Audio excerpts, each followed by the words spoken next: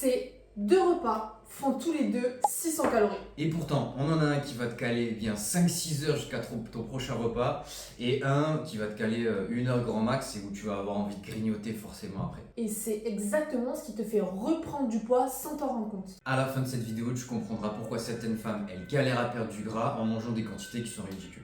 On est DAF Et Flo! et depuis maintenant plus de 4 ans, on accompagne celles qui ont déjà tout essayé sans succès à perdre du poids pour de bon grâce à des habitudes durables. Et notre mission ici, c'est t'aider à sortir de ce cercle infernal de l'effet yo-yo, t'aider à retrouver une relation saine à l'alimentation pour pouvoir te faire plaisir sans frustration et sur le long terme. Regarde un petit peu toutes ces assiettes et tout ce qu'il y a sur la table. À ton avis, c'est quoi leur point commun? Bon, je pense que tu l'auras très certainement deviné vu le titre de la vidéo. Chacune de ces portions-là fait 200 calories. Et pourtant, il y a certaines qui vont te caler pendant un moment et d'autres qui vont pas te caler du tout et qui vont juste te donner envie de manger plus. Surtout ce genre de truc. On va commencer par parler des petites.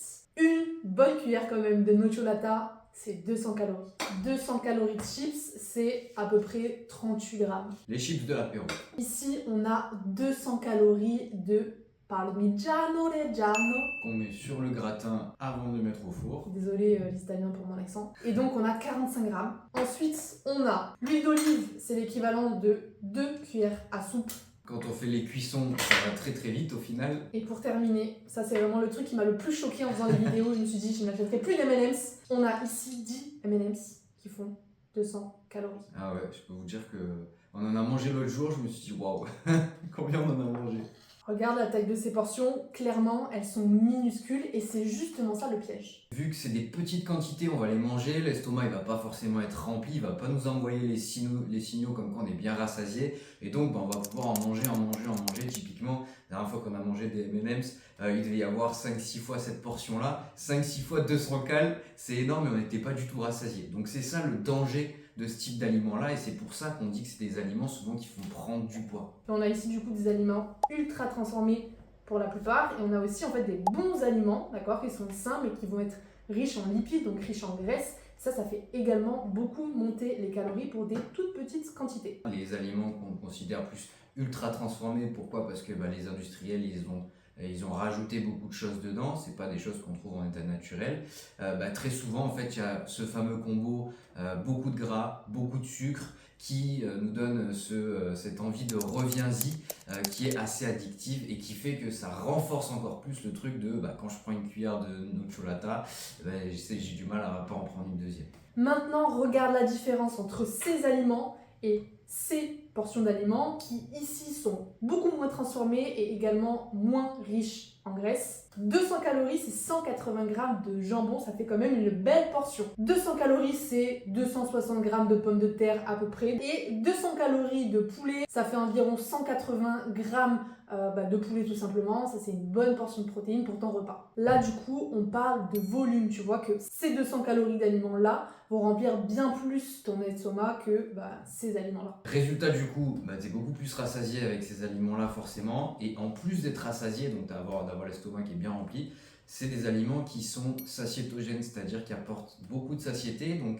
on va pas avoir faim longtemps après le repas. Ça, c'est le cas pour les sources de protéines, pour les pommes de terre aussi, qui ont un fort pouvoir de satiété. Et ça, c'est plutôt cool et ça évite les grignotages. Donc, dans le cadre de ta perte de gras, 200 calories, on peut avoir une petite quantité, par exemple les chips, et on peut avoir une bonne portion, par exemple ici, de sources de protéines ou de pommes de terre, qui vont beaucoup plus nous caler et donc nous donner moins faim, moins envie de grignoter d'autres choses. Pas les mêmes effets sur la faim, pas les mêmes effets sur notre corps, parce que bien entendu que notre corps il va beaucoup plus pouvoir réutiliser les calories issues de ces aliments-là que des calories issues des aliments qui sont ultra transformés, que notre corps il aime pas trop, qui sont néfastes généralement pour notre santé. Et si tu veux qu'on t'aide à construire ce genre d'assiettes qui vont te permettre d'être rassasié sans avoir faim, sans te frustrer et sans supprimer les chips de ta vie, en effet, et de faire progresser sur ta perte de gras sans ces fameuses frustrations, on t'invite à réserver ton appel d'orientation offert où ensemble on va pouvoir discuter de ça, voir comment t'aider en fonction de tes blocages et on va t'expliquer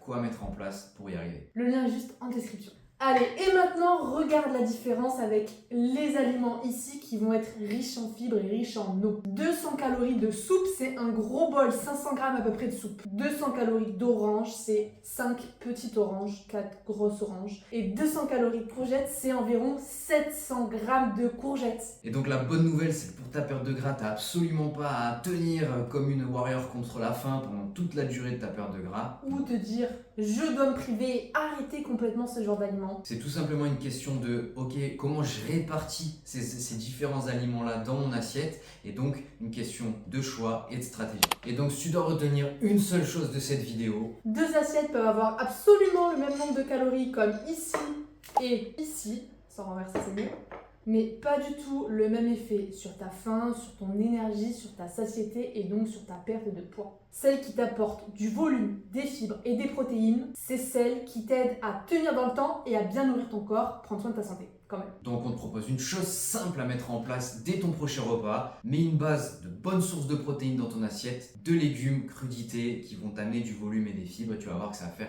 une énorme différence dans ta perte de poids et ta faim. Si cette vidéo t'a aidé à y voir un petit peu plus clair, n'hésite pas à t'abonner. On te partage toutes les 2 semaines des conseils simples et concrets. En tout cas, on essaye de faire en sorte que ce soit le plus concret possible pour toi, pour t'aider à avancer sans régime et enfin dire adieu à l'effet yo-yo. On te dit à très vite. Ciao, ciao. Bye bye.